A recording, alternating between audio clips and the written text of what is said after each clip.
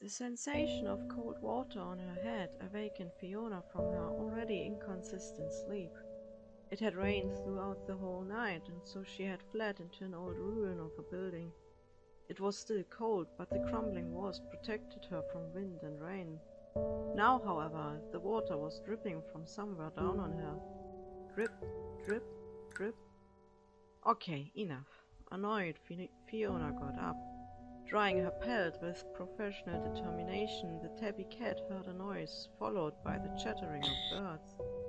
She went to the next opening and peeked into the direction of the clacking noise. There were two crows quarreling over a snail which had hidden in her shell. Taking the shell in its beak, the one crow tried to shatter it on a stone. But the house was hard, and so it jumped up again into a new direction where the other crow would catch it and repeat the process.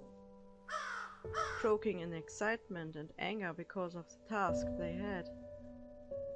Fiona felt her stomach rumbling. She too was hungry. The thought of catching one of the crows crossed her mind. But it would be dangerous. Sharp talons and deadly beaks could be the last thing she saw.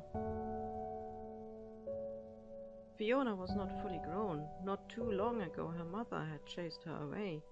She had not caught much since then, mice and hummingbirds, but never prey as big and dangerous as a fully grown crow. The black feathers glittered in the sunlight, and again the shell was thrown against the rock. This time the house shattered, revealing the snail inside. Its feelers were searching for shelter in the suddenly cold world. Yet the crow already plucked it from the ground, swallowing it whole.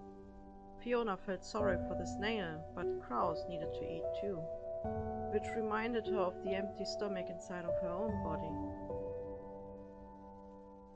The crows flew away after concluding that there were no more snails around. Fiona's gaze followed them. They had a nest not far from the building. Fiona thought, when there was a nest, then there was prey as well.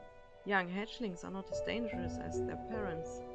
Hesitantly she followed, stalking through the thicket, sneaking to the giant tree trunk. The tree was not very high. The greatest danger would be to get up and down out of sight before the parents would return.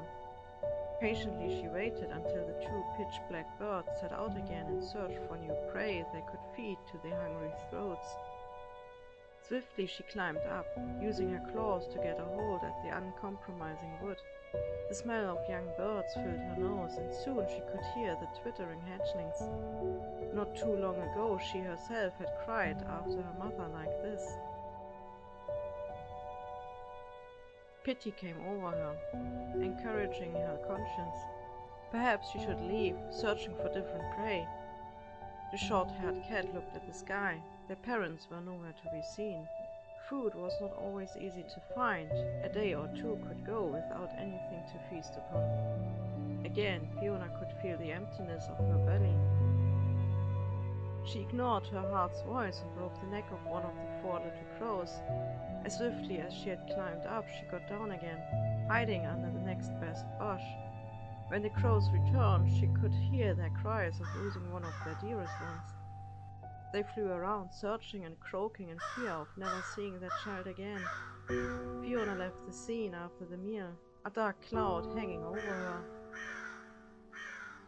In the morning her heart had been full and her belly empty. Now her belly was full and a hole had opened up in her heart. Everyone needs to eat, and everyone needs to die someday. Everyone wants to live, but not everyone survives the struggle of life.